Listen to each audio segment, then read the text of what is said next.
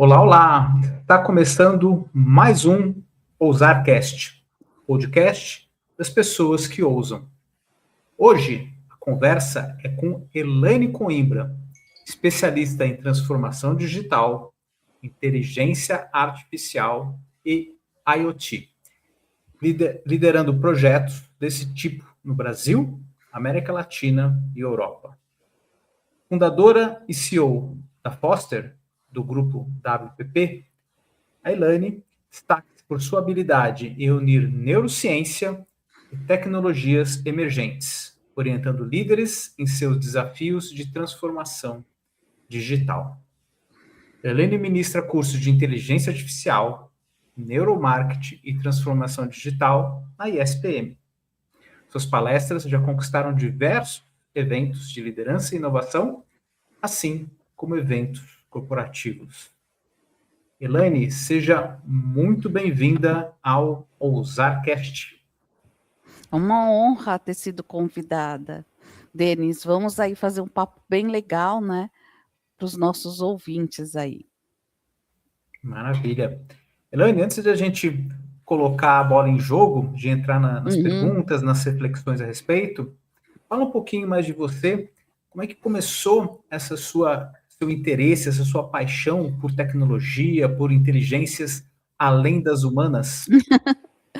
Então, Denis, a minha história começa quando eu tinha 18 anos, eu era estudante na USP, né? E aí surgiu um negócio chamado internet, que ninguém sabia o que era.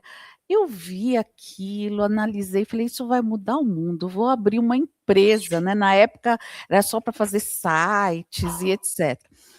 Abri a empresa cresceu.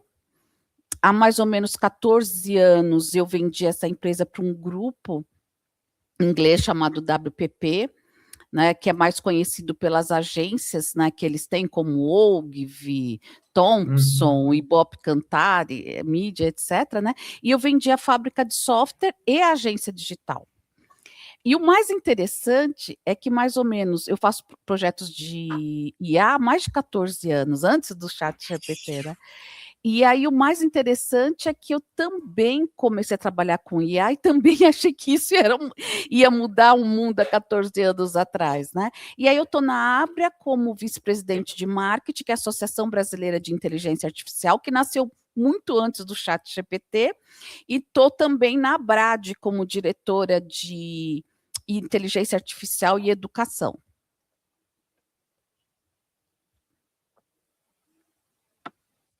Bastante coisa, né?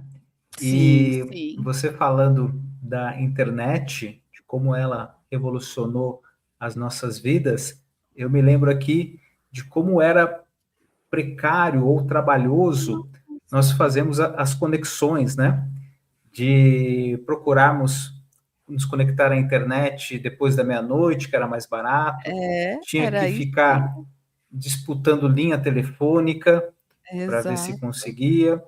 e com uma velocidade extremamente morosa, né? Para carregar uma foto demorava minutos, era algo ainda muito embrionário, muito incipiente, mas mesmo assim era um grande prazer, era um grande barato Uhum, vislumbrar aquele novo mundo que se abria diante da uhum. gente, né? Você ter acesso a sites internacionais, a jornais internacionais.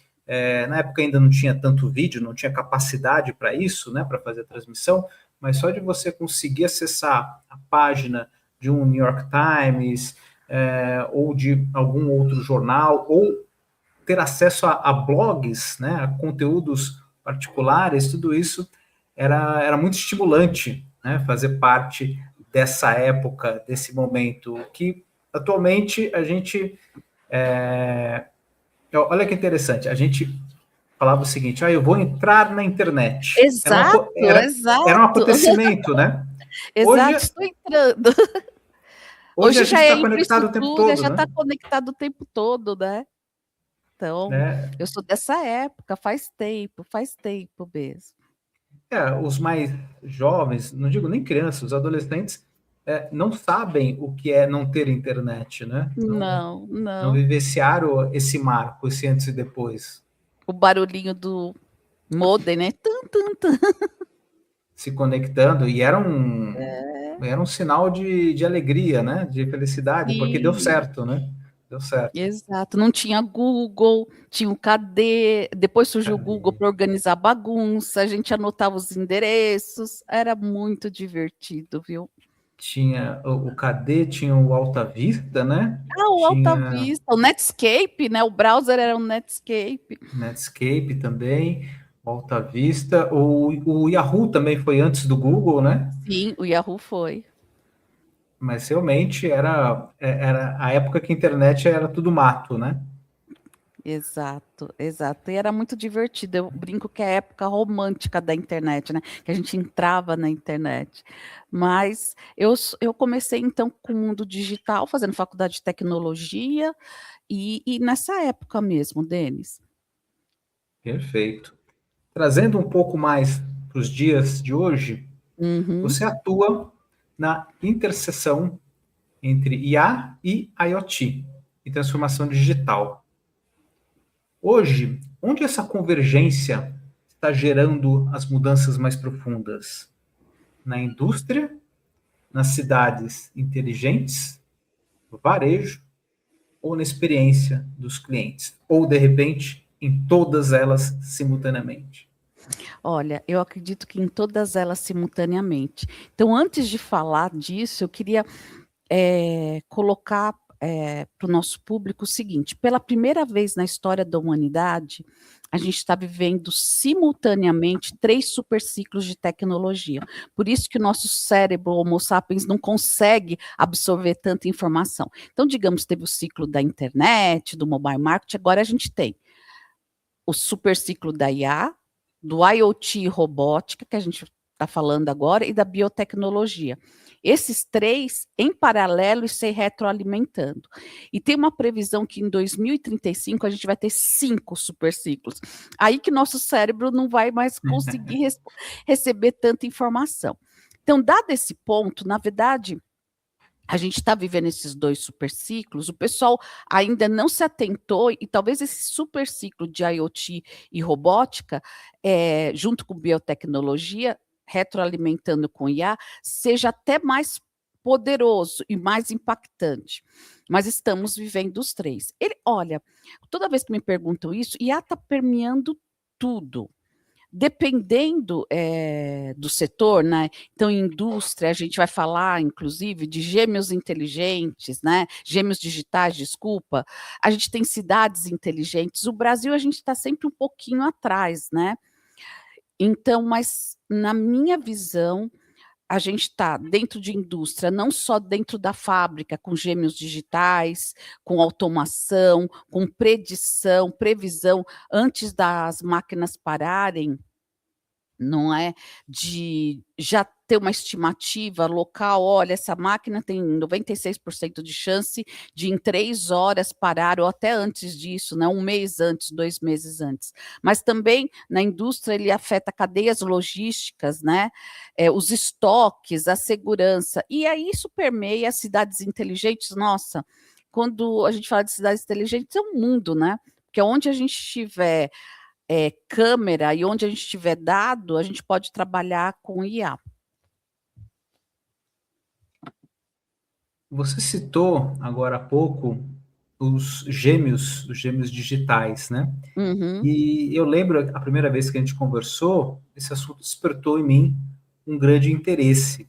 Você pode explicar um pouco mais para a gente o que são os gêmeos digitais? E também, lembro que você falou do Foresight, não é?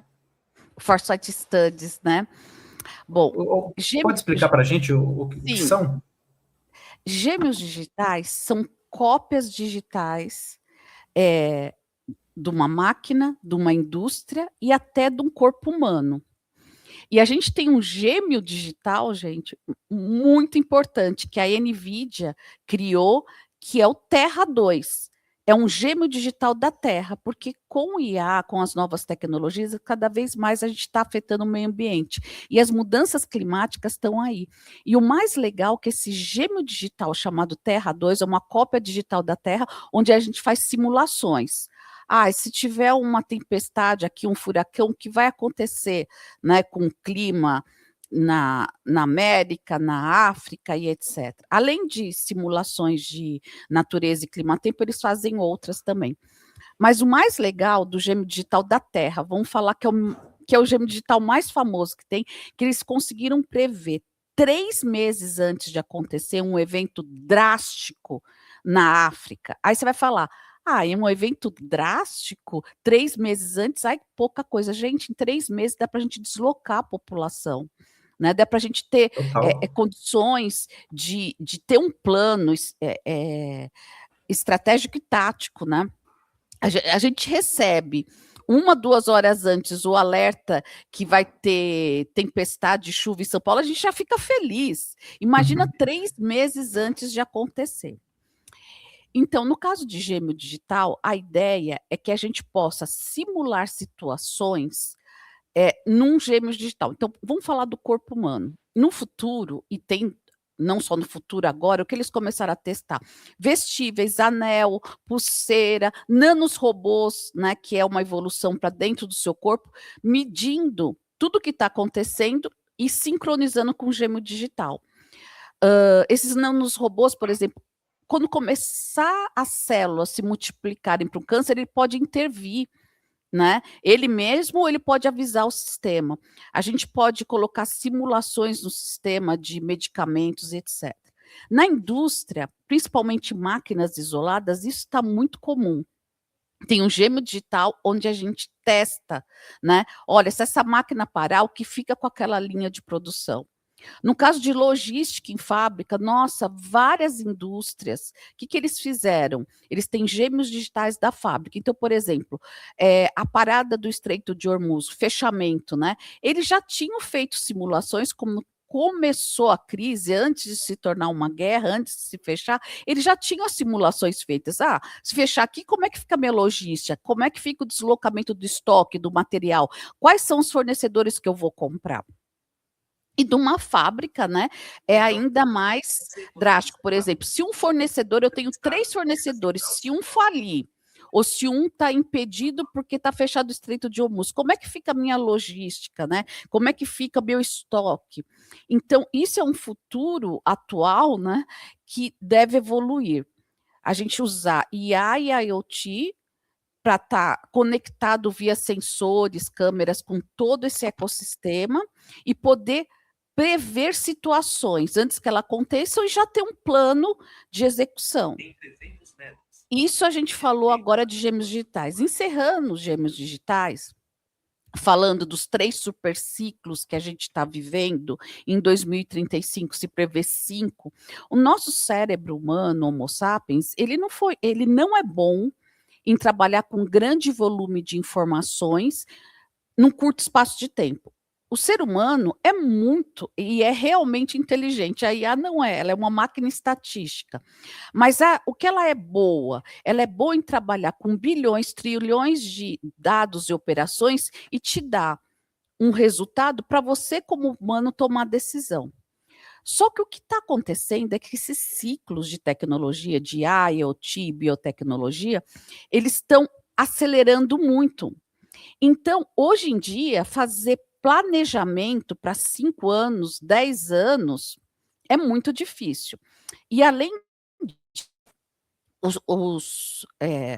os indicadores, o número de evoluções tecnológicas simultâneas está dificultando. Então, não dá mais para você fazer planejamento Q1, Q2, Q3, Q4, olhando o passado e olhando o presente.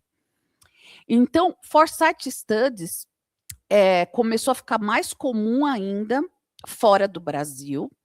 Aqui no Brasil se começou, inclusive eu ministro um curso de IA com Foresight Studies, né? Porque a IA acelera a gente fazer os estudos, a buscar os sinais. Qual o objetivo desse estudo? Não é ser futurista, ter uma bola mágica, nada disso. O que a gente tem que fazer? Não só para o nosso trabalho, para a nossa carreira, e para a nossa vida, para a vida dos nossos filhos, para os nossos investimentos. Como os ciclos estão muito rápidos, o que a gente tem que fazer rapidamente? A gente tem que usar metodologias para enxergar sinais hoje, sinais fracos principalmente, médios, sinais fortes, Por exemplo, sinal forte, que já está acontecendo, carro autônomo, moto autônoma, já é um sinal forte, né? Então, a gente, além desses sinais, carro autônomo, IoT, biotecnologia, biocomputador, né, que a gente pode falar depois, você vê esses sinais hoje, anda de 5 a 10 anos, vê possíveis futuros, que não é mais um futuro, tem vários futuros possíveis, volta para o presente e faz um planejamento para aquele futuro que você quer. O que você tem que fazer hoje para sobreviver em 5 anos? Isso não é mais uma coisa assim, isso daí pouco importa, eu vou fazer o Q1, Q2, Q3, Q4. Não, gente. A gente tem que aprender a raciocinar com metodologia de Foresight Studies. Então, eu acho que seria isso a resposta para a sua pergunta.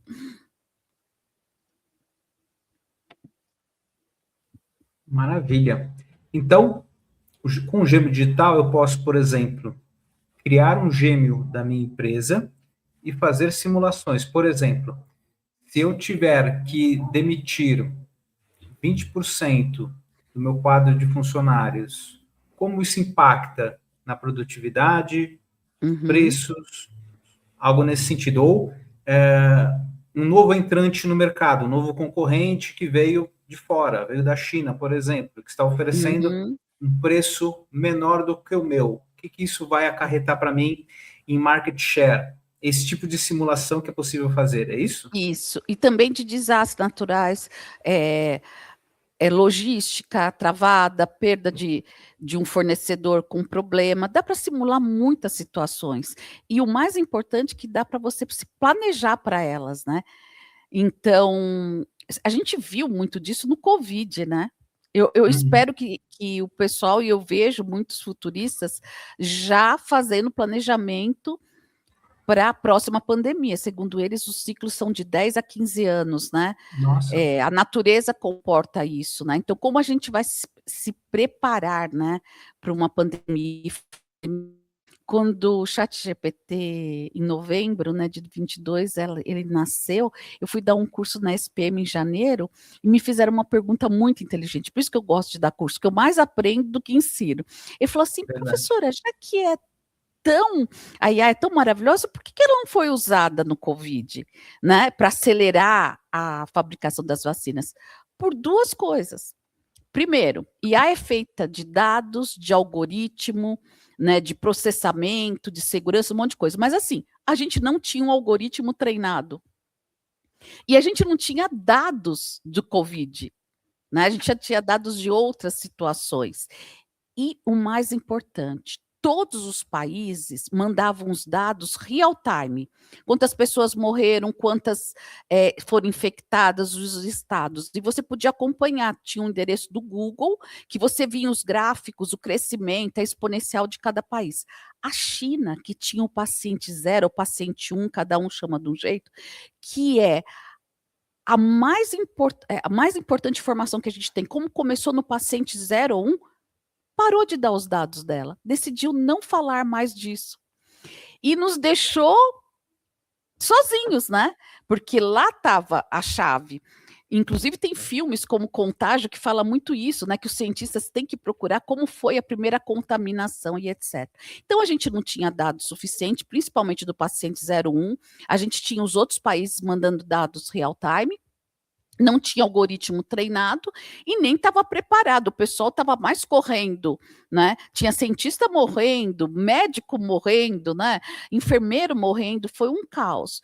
E eu imagino, e eu tenho conversado com alguns futuristas, que existem, né? Vários estudos de como seria isso, para a gente estar um pouquinho preparado, né? Porque com certeza eles falam.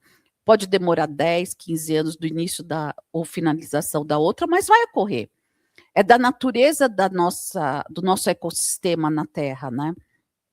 O vírus, ele entra em mutação, hibernação, sei lá, eu não sou bióloga, mas uma hora uma mutação, ela consegue se propagar, né, mais rapidamente e afetar mais pessoas. Pegando o gancho que você disse agora, relativo à saúde, eu me lembrei do Peter Diamandis, que é um dos fundadores da Singularity, e que tem investido muito na biotecnologia, porque ele quer fazer com que o ser humano ultrapasse 100, 120, 130, 150 anos. Ele tem uma empresa focada nisso. E uma frase que ele utiliza, que é muito interessante, que é a seguinte: não é dar mais anos de vida, é dar mais vida aos anos que teremos pela Sim. frente. Ou seja, fazer com que a pessoa viva mais, mas com qualidade, que ela ultrapasse os 100 anos, mas possa ser útil, possa se manter lúcida, ativa, colaborando com o todo. Nessa área de biotecnologia, quais são as tendências que você acha, além da questão da longevidade? A prevenção de doenças é uma das tendências?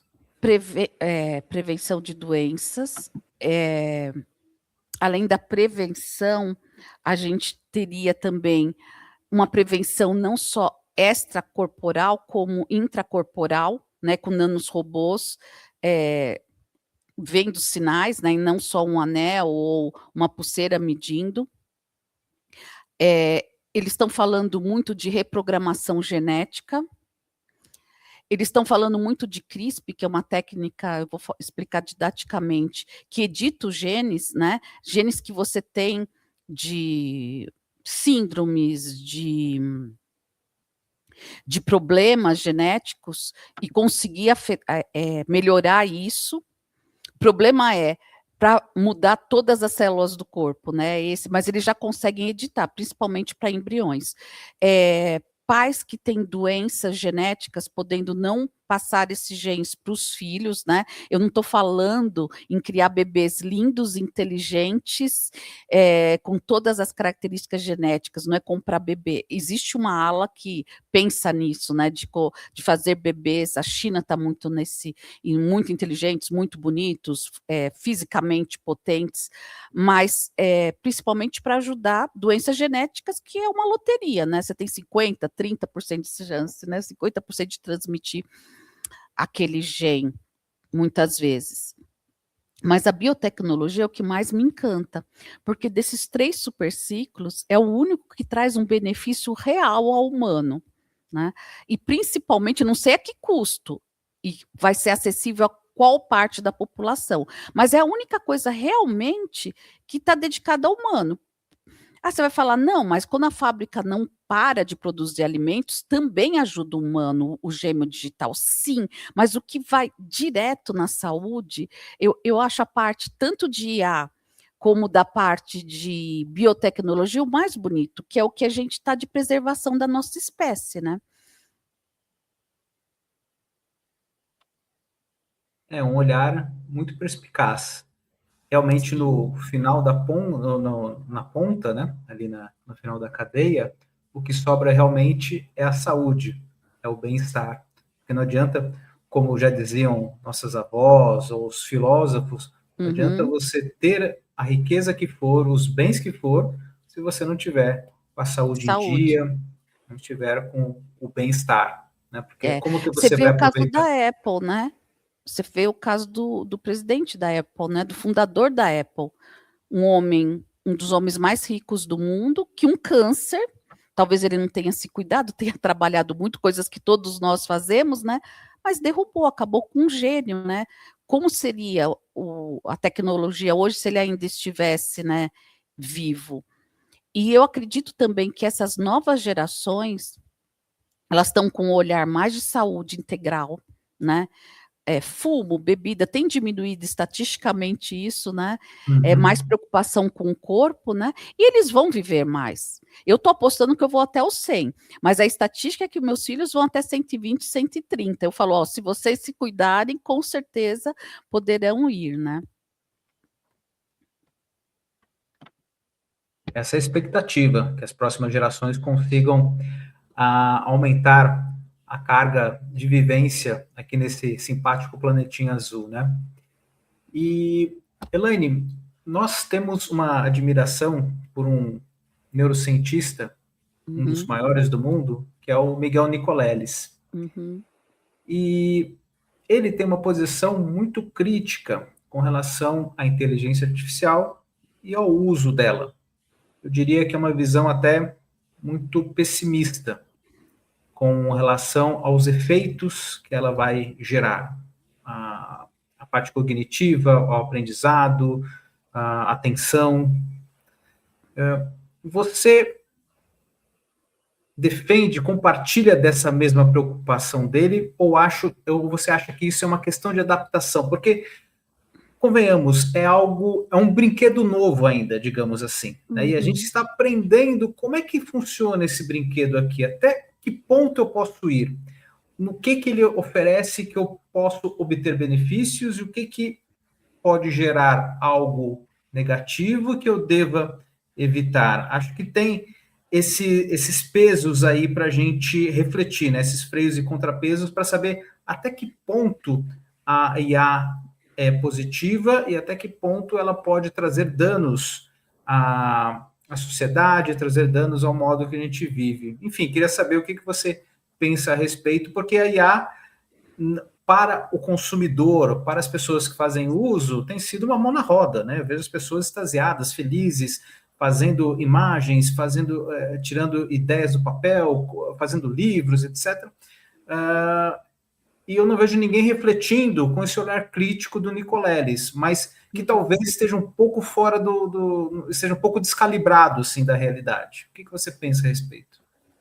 Eu concordo com boa parte do que ele fala, mas sou mais otimista em alguns pontos. Então, vamos falar. Quando ele fala que a inteligência artificial não é nem inteligente nem artificial, 100% concordo com ele. Ela não é inteligente porque inteligência é uma característica dos seres biológicos. E artificial não é porque ela não se fez sozinha, fomos nós que a construímos. E é que damos manutenções e evoluímos. Então, ele está super certo nesse ponto. Ele também está certo quando ele critica que a gente tem uma diminuição cognitiva quando a gente usa de maneira errada a IA, né, como muleta e não como copiloto, tá? Eu sou mais otimista. Eu acho que a humanidade, a gente vem numa corrida do cavalo, do carro, do avião e do foguete para ganhar tempo. Tudo que envolve IA é para ganhar tempo. E tempo é o único recurso que qualquer trilionário não consegue nem voltar no tempo, nem parar o tempo e nem ganhar mais tempo. Então, se você for reduzir IA, lá no finalzinho, a gente está ganhando tempo. Então, eu acho que é uma simbiose. Eu sou mais da linha de pesquisadores que quem manda nesse planeta, né, as big techs e etc., que elas mandam junto com os governos, e essa disputa não é uma disputa só tecnológica, é uma disputa geopolítica entre China e Estados Unidos, né, um querendo mais com o outro, é um caminho sem volta. O que cabe a nós, humano, cidadão, né, que trabalha 12 horas por dia, que nem a gente, né, que é um humano do bem, o que compete a nós é Darwin. Eu falo sempre nas palestras. Não é o mais inteligente que vai sobreviver, nem o mais forte, né, como era é o que melhor se adapta. A gente vai ter que se adaptar. A regra do jogo agora, e vai piorar até 2035, 2040, e depois disso, é a gente se adaptar a uma tecnologia, a tecnologias que vão chegar e vão evoluir. Eu tenho vários receios em relação à velocidade que isso é feito. E isso é um dos motivos de eu estar na ABRE, Associação Brasileira de Inteligência Artificial, que nasceu em 2017, muito antes do ChatGPT. A IA vai mudar como as outras revoluções industriais mudaram a forma de trabalhar. O problema é que ela pegou em cheio o problema, a produção intelectual de conteúdo nossa, que era, você ganhava para organizar, separar, produzir conteúdo, produzir imagens, por identificar possíveis falhas, e agora a máquina está fazendo isso. Então, tudo que for em grande volume, repetitivo, tende a ser automatizado por IA ou por outra tecnologia. Então, ficar de olho no quê? no que o humano não é substituível, onde nós somos insubstituíveis, que é aonde? Pensamento crítico, e a é uma máquina estatística, ela não tem noção, quando ela forma uma frase, ela não sabe o sentido daquilo, ela está encadeando tokens ou palavras, vamos dizer didaticamente isso. Criatividade, máquina não é criativa, não vai sair um Einstein, um Nicoelis de uma IA, não vai. Criatividade é uma característica humana, né? E uma coisa muito importante, por que está todo mundo em pânico, né? Porque a gente foi educado a ser produtivo. As escolas, as universidades nos educaram a ser produtivos. Contrata aquele cara que ele é bom em SAP, contrata aquele cara que ele é bom em Excel, contrata aquele cara que ele produz rápido dentro da indústria. E isso, já com a automação industrial, mudou, né? E está mudando mais ainda. Agora a gente vai ter que ser contratado para ser humano, que é o quê? Pensamento crítico, tomar decisão, ser criativo, né? Junto com as tecnologias, propor soluções para os problemas das empresas, da vida, do nosso planeta, né? E dos humanos em larga escala. Só que essa geração vai viver mais, com mais qualidade, mas vai ter um probleminha. A gente vai ter que estudar e se adaptar muito. Então, a gente vê um crescimento de doenças mentais, quase que em paralelo, né? Porque você tem muita informação para um cérebro que não foi, você tem. As redes sociais já estavam fazendo isso, né? Aquele loop, né? De hormônios, né? Nos fazendo continuar a rolar a tela. A gente vai ter uma preguiça mental, quem não vai saber usar a IA da forma correta, né? Copilotando. E realmente, quando você produz, eu já fiz um teste comigo mesmo, quando eu produzo um texto com IA, eu peço para revisar, eu vou ler de novo, eu não me reconheço naquele texto. Aí eu vou lá e mudo de novo e falo, não, deixa que eu faça a correção ortográfica final ou verificando. Mas você vai ser exigido, você vai falar assim, eu vou demorar uma semana para fazer uma proposta. O seu cliente não vai, né, mais aceitar isso. Eu falo, como? Se o outro me dá uma proposta em 1, 2 dias. Então, a gente vai ter que se adequar, gente. Não vai ter jeito. E é quase que um pagamento compulsório. A gente está pagando para uma ferramenta, ou a empresa, ou você individualmente, para nos ajudar a produzir conteúdo e análises para a gente tomar a decisão que só a gente pode tomar, o que era feito na mão, né, por nós. Então, eu acredito nisso. E o meu maior receio, sinceramente, não é com a IA. A IA vai estar atingindo, numa primeira escala, que a gente teve um estudo nos Estados Unidos, o Iceberg Index, que a gente está vendo só a ponta do iceberg. Aqui embaixo tem muito mais coisas. Então, hoje a gente está vendo conteúdo, marketing, mas aqui embaixo eles fizeram esse estudo, pega pessoal do financeiro, contador e etc. Aí você vai falar, vai acabar contador? Ele, não. O contador que souber usar várias IAs, ele ao invés de ter 10 clientes e fazer tudo na mão, ele vai ter 100, ele vai ter 1.000. E ele vai continuar assinando, se responsabilizando e conferindo as coisas. Mas aquele, né, que não vai querer aderir, ele vai continuar com 10 clientes que vão exigir ele a fazer muito em menos tempo e a cobrar menos. Então, esse pânico que está, em parte, eu até entendo, é porque as pessoas não são letradas, não têm educação IA, não entende que aquilo lá é uma máquina estatística, onde entra o humano. Por isso que a gente tem a Abre Educação, que é para letrar das crianças, professores, aliás, os professores antes das crianças, aos adultos e aos idosos, porque tem um lado da IA que aumenta o nível de golpes de segurança pelo nível de velocidade dela, né? Então, o que eu acredito? Em letramento, em adaptação, e eu acho que não vai ter como fugir. Não adianta você falar, não vou usar. Aí você vai entrar num nicho muito específico, né? Que não vai ser competitivo em termos de tempo e valor. Realmente muito interessante. Suas observações são bem pertinentes e falando aqui da questão da segurança, está cada vez mais difícil distinguir os golpes, porque as pessoas já estão usando videochamadas com ícones falsos, de pessoas conhecidas, né? Então, a pessoa liga, principalmente para os mais idosos, a pessoa realmente acha que está falando com o filho, com a filha, com a amiga. Na verdade, é um estelionatário usando a imagem de outra pessoa para pedir dinheiro, para pegar informações sensíveis, né? Exato.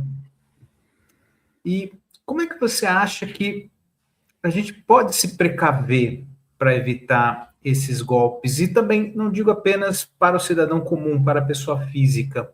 Como as Uhum, empresas podem se precaver na hora de compartilhar informações sensíveis com a máquina, com o chat GPT? Porque aquele uhum, input é recebido, é trabalhado e sabe-se lá o que é feito, embora tenha uhum. ali todas as regras de LGPD, etc., ninguém vai lá conferir, né? A gente não Não. tem uma polícia, não tem um detetive que fiscaliza se realmente as informações que são passadas lá são criptografadas ou colocadas de alguma forma que não vão ser usadas depois. O que você acha que tanto a pessoa física, nós, no dia a dia, no uso das ferramentas, temos que tomar de precaução, e as empresas também, na hora que elas vão subir, por exemplo, planejamento financeiro, receita, faturamento, como que elas podem fazer? Primeiro que licenças abertas, não empresariais em ambientes fechados, por favor, né? Não subam dados. Mas existe uma coisa, vamos falar primeiro de empresa, né?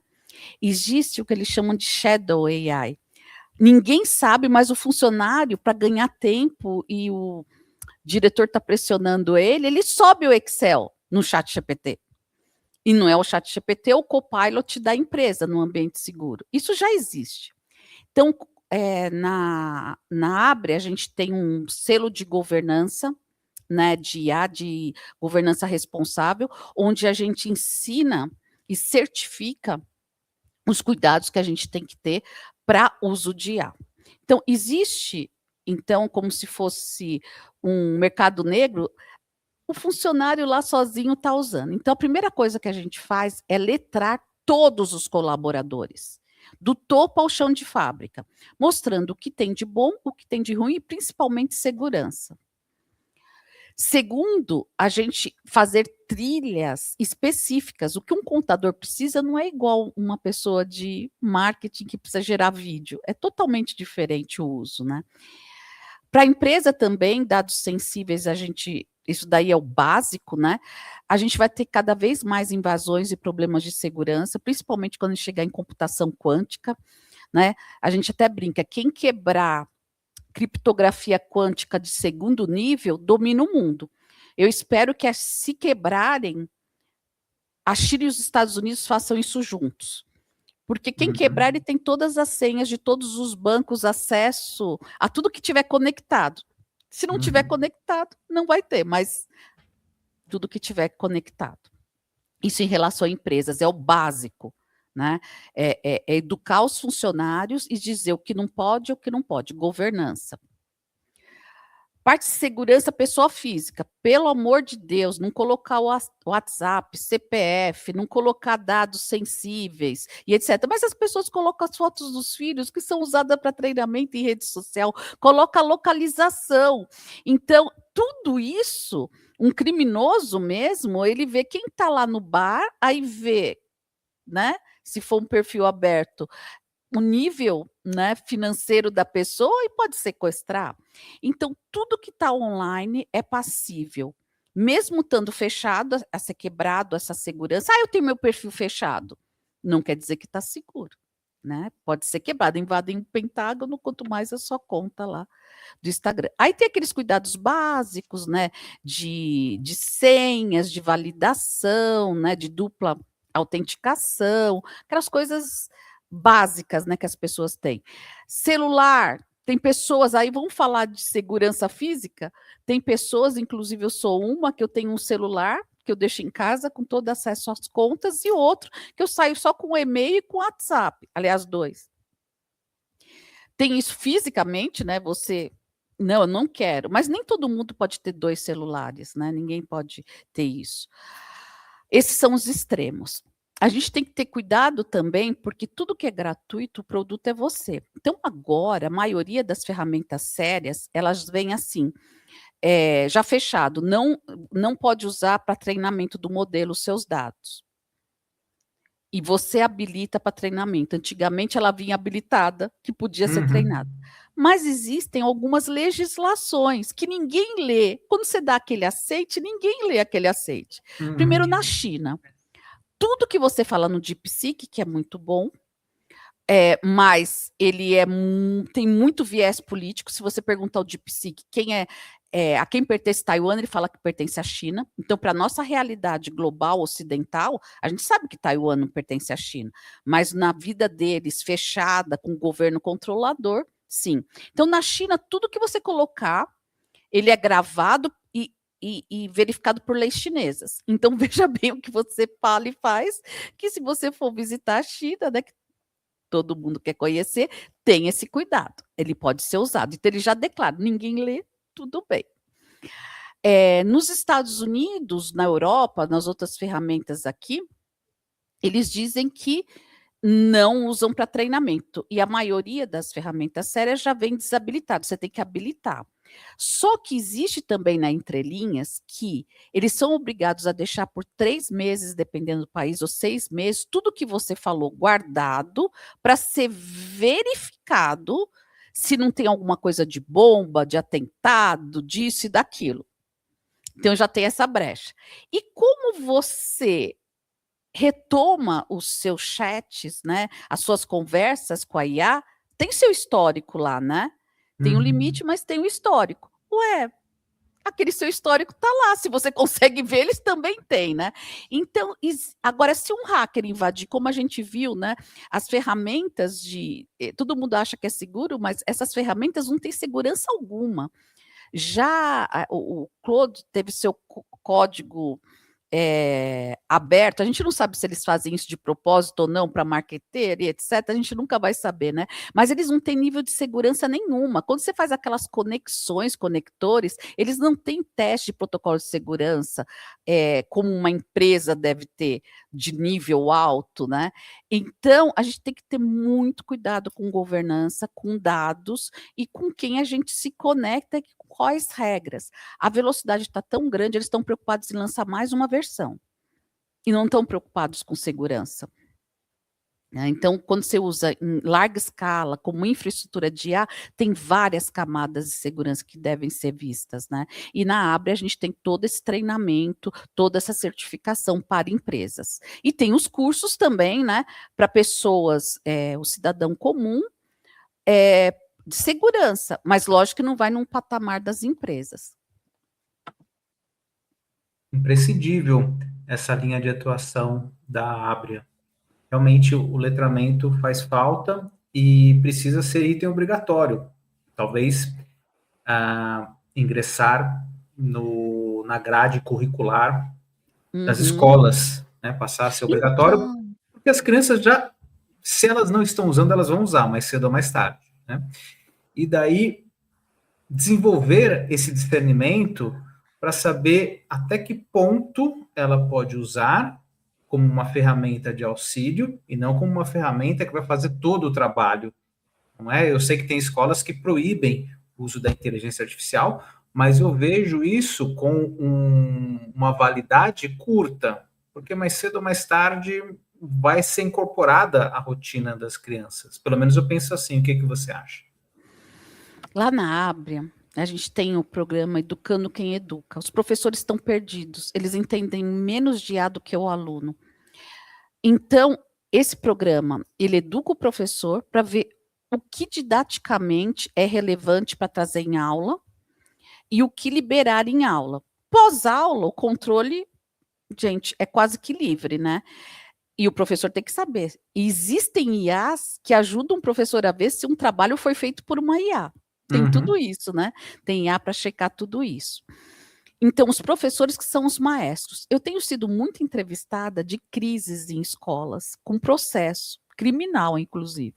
Nossa. Então, veja bem, não é só o uso da IA na educação, tem um problema muito mais sério de ética e de crime.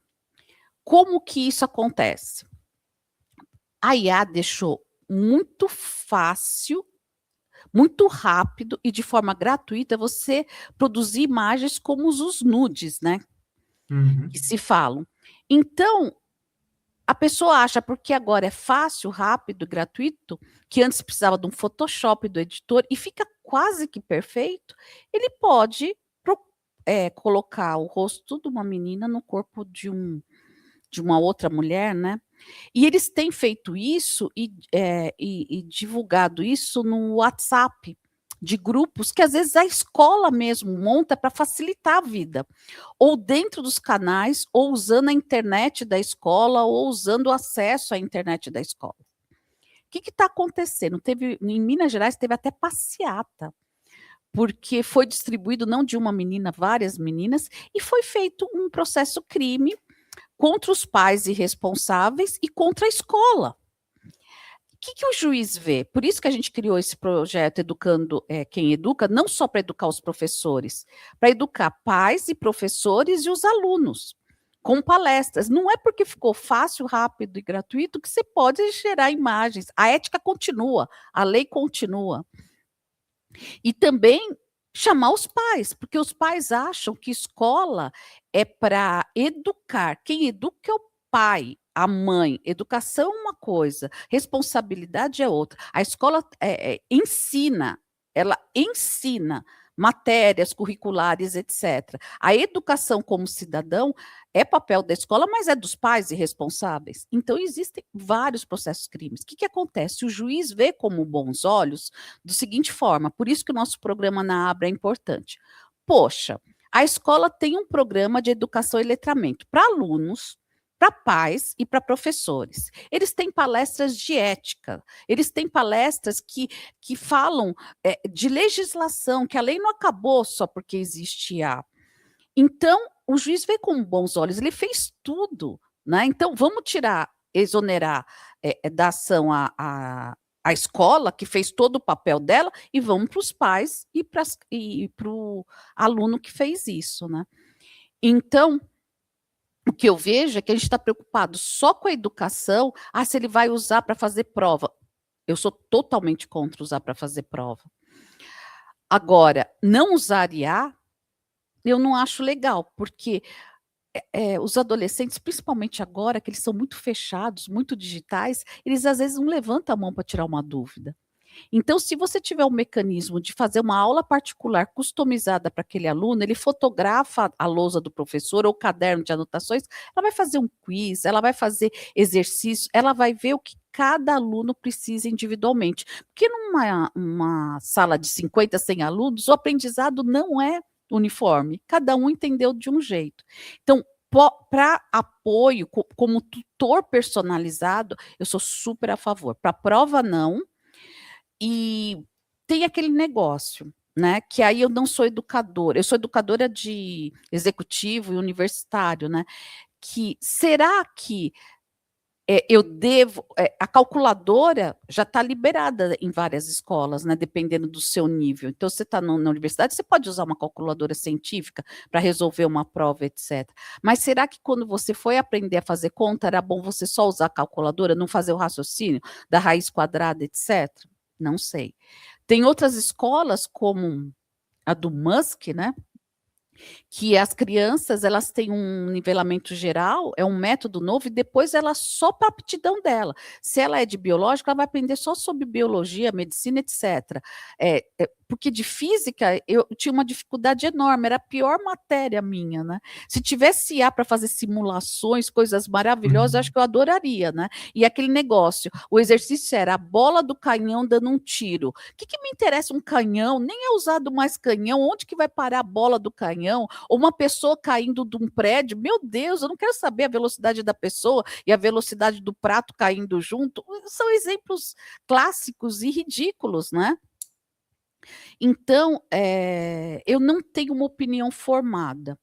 Eu vou mais de quem é especialista mesmo. Eu acho que pode se usar depois da maturidade, mas talvez a gente tenha que treinar o cérebro. E o que mais me preocupa não é só IA, é a falta de convívio social que os celulares trouxeram. Por isso que quando proibiram nas escolas, eu falei, ok, porque a escola, dependendo do grau, né, básico, ensino médio, ela é feita para socializar, é o local onde você se socializa, e nós somos seres sociais, essa convivência que vai formar a nossa personalidade e o que a gente vai ser, né? Se na hora do lanche fica todo mundo lá no celular, durante a aula fica no celular, cadê o convívio, né? Cadê o debate bom?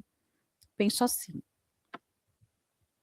Concordo em todos os sentidos. Realmente, a escola é um espaço para que a gente se relacione, aprenda, veja que há diferenças e que devem ser respeitadas e que são essenciais para que a gente evolua. Você falou da questão dos processos, está tramitando nos Estados Unidos vários processos de editoras, de produtoras, como, por exemplo, a Pixar, a Disney, acho que a DC, a Marvel, estão processando as empresas de inteligência artificial porque utilizaram a base deles, os personagens, o estilo, etc., para que as pessoas possam usar e fazer a solicitação, olha, me coloque vestido como Superman, me coloque vestido como ao lado do Disney, ao lado do Mickey, né? Uhum. Então, tem processos bilionários correndo justamente pelo uso indevido desse material autoral, e com todo sentido, e pelo que a gente deduz, vai ser causa ganha, né? Eles estão E fazendo merecido. acordo, né, Denis? Todos Uhum. eles estão fazendo acordo. A Disney fez acordo. Eu não sei se foi o New York Times, o Washington Post, fez um acordo. Por quê? Aí vem aquele negócio, né? Se você não está junto com eles, contra eles, é melhor você estar junto com eles, ganhando dinheiro junto, do que fora do negócio. Então, a Disney fez um acordo agora, o Washington Post e o New York Times, não me lembro agora de cabeça qual fez, que inclusive, quando o seu conteúdo é indexado pelas IAs, você também vai ser citado pelas IAs. Não se esqueçam que há 4 anos eu fiz um artigo em cima de um estudo, né? Do Gartner, que até 2026 o Google ia perder 25% dos acessos para as IAs, para os LLM, ChatGPT, Gemini. Quando eu falei isso, todo mundo caiu em cima de mim, eu falei, não vai ser 25, mas ele vai perder. E a gente vê isso, ele está perdendo até para ele mesmo, né? No resultado, no modo IA. Então, o que está acontecendo? Se eu também não permito o uso, eu não vou estar no resultado. O resultado está se deslocando, boa parte da busca para IA está. Então, é aquele negócio: se você não pode contra eles, junte-se a eles e ganhe dinheiro junto e esteja sendo buscado e sendo reconhecido. O que a gente não está vendo é que a IA veio ao encontro do que o ser humano gosta, que é conversar. Gente, antes do Google, para quem não nasceu do Google, para achar um site era um problema. Aí, quando surgiu o Google, a gente ficou feliz. Ah, então você digita a palavra, vem uma lista, aí você tem que entrar em vários links, aprender a buscar naquilo, ler tudo para achar a base que você precisa. Era um exercício digital do que a gente fazia na biblioteca, fazendo pesquisa na Barça, né, nos livros da Uhum. biblioteca. Mas o ser humano, a criança, ela quer perguntar, ela não fala para a mãe assim, mãe, eu quero um cachorro, me lista todas as raças de cachorro e depois a que eu escolher, você me dá um texto. Não é assim. Ela fala, mãe, o que é um cachorro? Qual o melhor cachorro? É conversa. E a IA veio exatamente do jeito que o humano gosta. Então, ela faz a gente ganhar tempo, ela fala a gente conversar. Porque tem uma pesquisa que um funcionário administrativo ele perde 2,5 horas por dia buscando informação, não é trabalhando. Então, ele vai na intranet da empresa, no portal corporativo, põe uma palavra, vem uma lista, entra não sei em quantos documentos, lê não sei quantas normas. Ele não está trabalhando. Ele está Uhum. buscando informação para ir ser humano. Ele está nesse manual, né, dessa busca. Então, a IA ajuda nisso, a gente a ganhar tempo e ter informação numa conversa. Eu não vejo problema nesse sentido, porque a informação humana, à disposição de nós humanos, vai ser cada vez mais gigantesca. gigantesca. E nosso cérebro não vai conseguir absorver. Mas o que está em pauta, né, nisso tudo, tanto internamente na empresa como externamente? Se você não deixar, você não vai aparecer. Você vai aparecer no Google, não sei em que posição. Você não vai aparecer na resposta da IA. Isso é bom para o seu negócio, para a sua marca, para o seu produto? Tem direito autoral? Tem. Mas esses acordos, eu sempre falo, né? Por uma exigência familiar, eu também fiz direito na São Francisco, na USP, né? Nunca advoguei, porque eu tinha feito faculdade de computação e era a minha paixão, né? Mas de tanto me encherem, eu fiz uma faculdade, falei, tá aqui o diploma, ó, tá. Nem prestei OAB. Mas uma coisa que a gente sempre conversa, né?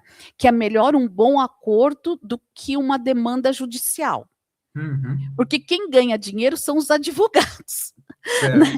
Os clientes só gastam o dinheiro e alguém vai vencer. Então, se você faz um bom acordo extrajudicial ou até em juízo, é o melhor dos mundos. É o que os humanos fizeram, se adaptando, concedendo, um concede um pouco de um lado e de outro.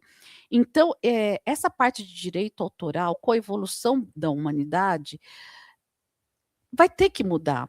Então, por exemplo, informações de saúde, né, que é super sensível, tem que ser criptografada, etc.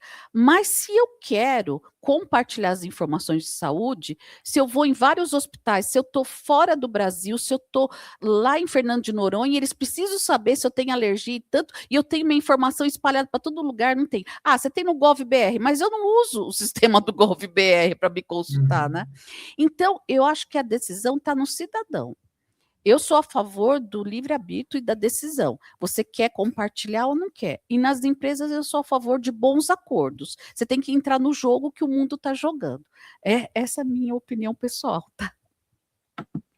Excelente, adorei. Adorei, assino embaixo também. Quando o papo é bom, o tempo voa. E já estamos chegando ao final aqui da nossa conversa com a Elaine. Elaine, para encerrar, uma pergunta que eu faço para todos os meus convidados. Já que o nome do nosso podcast é OusarCast, eu queria saber qual foi, qual é ou qual será a maior ousadia da sua vida? Eu acho que a maior ousadia da minha vida foi com 18 anos, largar, de 18 a 26 anos, né, quando eu abri a empresa, foi largar um emprego bom que eu tinha já garantido, né, na maior empresa de tecnologia da época, e sozinha, eu brinco que até minha mãe não acreditava em mim, que eu falei, mãe, eu vou abrir uma empresa de fazer sites para internet. Ela falou, que é internet? O que é site? Eu expliquei para ela. Ela falou assim, filha, ok, faz, mas eu não vou te dar dinheiro. Você vai ter que fazer sozinha. Aí eu já percebi, eu estou sozinha, nem minha mãe acredita em mim, mas eu acreditava em mim. Então, meus amigos, não, Elaine, você vai largar o emprego certo, um programa de trainee, etc. Eu falei, vou, porque a internet vai mudar o mundo. Mas que internet? O negócio é mainframe, etc. E eu tive essa visão. Então, a maior ousadia que eu tive, e eu não troco essa minha vida de forma alguma. De forma alguma. Porque eu tenho a liberdade de estudar o que eu quero. Na empresa, embora eu tenha vendido a empresa para a WPP, eles me dão como sócios liberdade, eu tenho uma operação independente. Se eu decidir que eu vou estudar IA e produzir IA, ou estudar biotecnologia, e eu cumprir com as minhas metas anuais, ok. Eu conheço pessoas totalmente diferentes. Eu trabalho muito para a indústria farmacêutica, agro, saúde humana, saúde animal, mas eu trabalho para siderurgia, empresa de saneamento, trabalho para indústria, trabalho para associações de classe. Então, quer dizer, boa parte dos meus amigos hoje foi nessa jornada que eu fiz, né, da internet, da IA e etc., que eu tenho. Né, os bons amigos, né, que sempre negócios, quando você conhece o outro lado e o outro lado é do bem, você acaba criando elos, né, sociais, né, de amizade. Então, eu não troco minha vida de jeito algum. E eu acho que essa foi a maior ousadia que eu fiz na minha vida. Parabéns, uma bela ousadia e o mais importante, você é feliz e realizada com ela. Exato. Elaine, quem quiser contatar, seguir você, o que tem que fazer? Quais são os seus canais de Olha, redes sociais, LinkedIn, site? eu falo, LinkedIn, Elaine Coimbra. Lá todo dia eu posto de AI e de IoT, todos os dias.